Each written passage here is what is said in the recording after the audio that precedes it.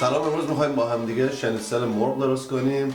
خیلی غذای ساده و خوشمزه ایه و ظرف 10-15 دقیقه میتونید شنیتسل رو آماده داشته باشید برای سرو. مواد اولیه برای درست کردن شنیتسل مرغ هست. مرغ بدون استخون باید باشه، هم از رول میتونید استفاده کنید هم از سینه. تخم مرغ لازم داریم، آرد سوخاری، آرد سفید، روغن برای سرخ کردن و نمک و فلفل. درست کردنش خیلی ساده است. الان بهتون نشون میدم که چجوری درست کنیم. خب توی یه دونه ظرف اول تخم مرغ رو میشکنیم. تخم مرغ رو باید قشنگ هم بزنیم.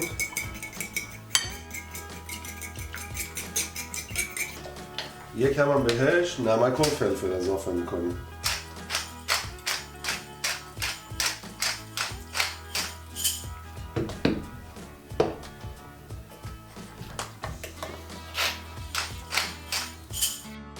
آرد سفید رو میریزیم توی ظرف دیگه.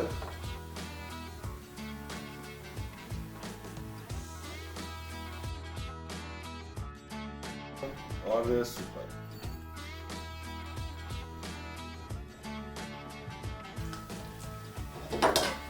خب این تیکه که میبینین رونه بدون استخونه، این چربیاشو هر چقدر که میتونین ازش بگیرین.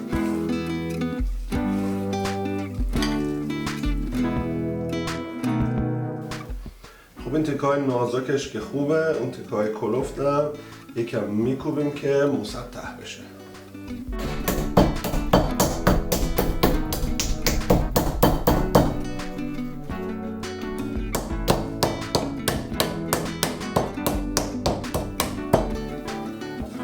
این کار رو با پشت چاقو هم میتونید انجام بدین، ولی خیلی باید مواظب باشین که پاره نشه.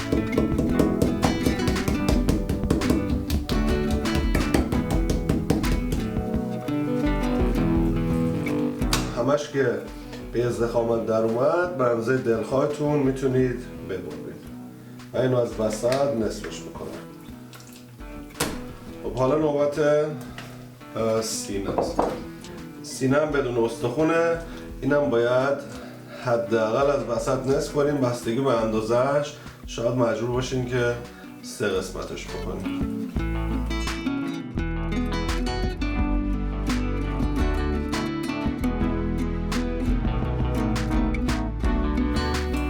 چربی اضافهش هم میگیریم و بعد اینم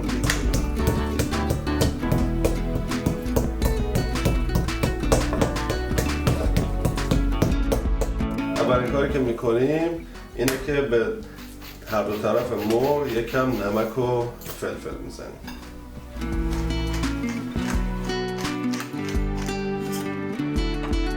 بعد برمیگردونیم اون طرفش هم نمک و فلفل میزنیم.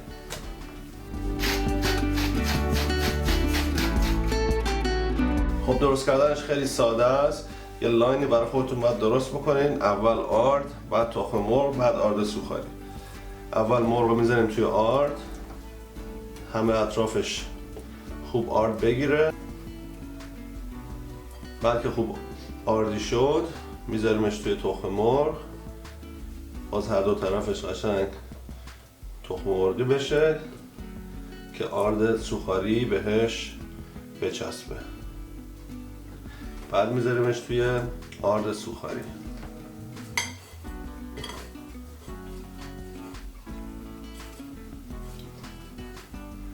خب اگه دوست داشته باشید میتونید یه کاغذ شیرینی پزی بردارین، مرغ رو که به آرد و تخم مرغ آرد سوخاری آغشته کردین بذارین توی کاغذ شیرینی پزی، با یه وردنه روش یه ذره فشار بدین که آرد سوخاری قشنگ به مرغ بچسبه و بره داخلش. این کار که تموم شد میریم سراغ بعدیش. مایتابه رو میذاریم روی گاز. داغ که شد روغن رو بهش اضافه میکنیم. روغنمون که داغ شد شنیتسلا رو میذاریم توی مایتابه.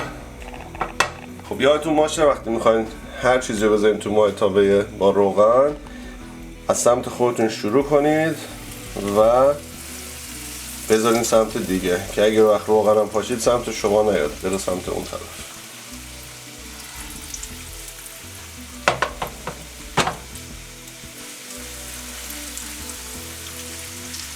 اگه زیر مایتابه ملایم باشه بهتره، مطمئن میشین که مرغتون نمیسوزه.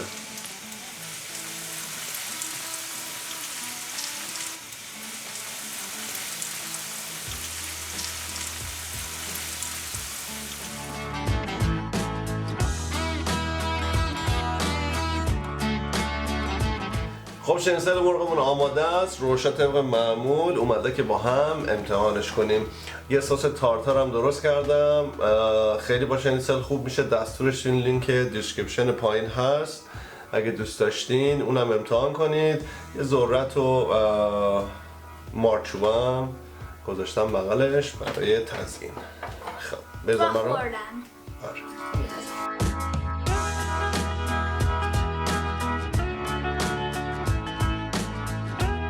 همونطور که نگاه میکنید خیلی آبدار و جوسی شد. سس تارتار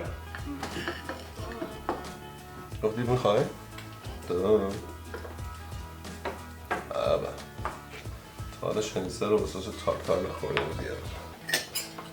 تا حالا سس تارتار نخوردم. خیلی بابا ذرت هم که obviously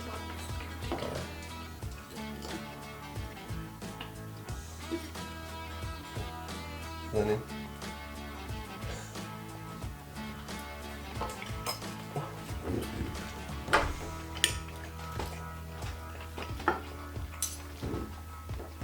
عجب سس تارتاری. بابا مزهش با سس تارتار خیلی خوشمزه میشه. خب چطور بود؟ عالی بود. سس تارتار هم دوست داشتی؟ خیلی خوشمزه بود. خب امیدوارم که این غذا رو درست کنید، از خوردنش لذت ببرین. خیلی ساده درست میشه و خوشمزه. خیلی ساده درست میشه و خوشمزه. سس تارتار هم میتونید ظرف 2-3 دقیقه درست بکنید. لایک و سابسکرایب یادتون نره. ویدیو رو با دوستان و فامیلتون شیر کنین. کامنت برامون بذارین، خیلی خوشحال میشیم. این زنگوله این پایین هم بزنین که ویدیوهای جدید رو زود ببینین. هفته بعد خداحافظ.